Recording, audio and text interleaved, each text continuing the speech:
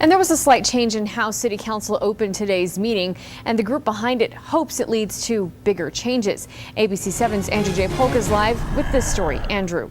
Yeah, good afternoon. City Council meetings are usually opened by an invocation, a short appeal by any group that wants to sign up to do it for whatever deity or religion they believe in to bring positive influence to the meeting. But today, a group brought forth what they believe is the first secular invocation in Council's history. We are Catholic, Protestant, Baptist, Jew, Muslim, Hindu, Buddhist, Humanist, Wiccan, Pagan, Atheist, Agnostic, and unaffiliated.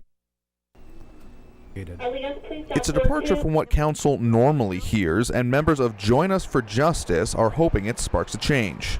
If we're not invoking a deity before our council meetings and it didn't create the end of the world, then why do we need it at all? Members say their group is made up of many faiths, but they want to keep religion out of government and vice versa. We're not against religion at all. That's definitely not the point. I think that this country is founded upon truly religious freedom, and that means the allowance for great diversity. Separation of church and state says we believe we have some truth, you have some truth, and we have different perspectives on the truth. We could disagree, we could argue, exactly like two brothers in one home.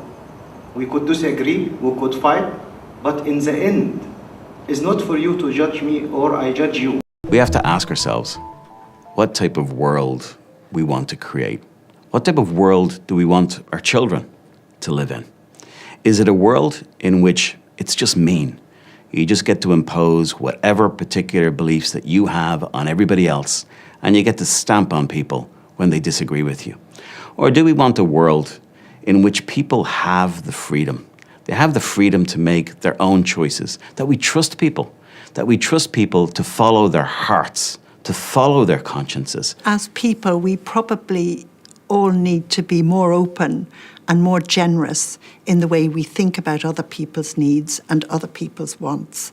And I do think that respect is incredibly important. And I would like to think that we can become more respectful, because I believe that if we can do that, that we will then find a world which has a much higher regard for equality, for justice, and for human rights.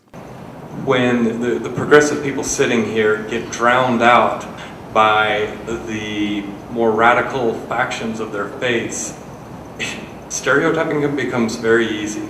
But it's very good that we're having this meeting tonight and we can sit and discuss this like mature adults. Freedom of religion, which means that we have the individual right to believe or not to believe, to think and to function and to conduct our lives according to our preferences.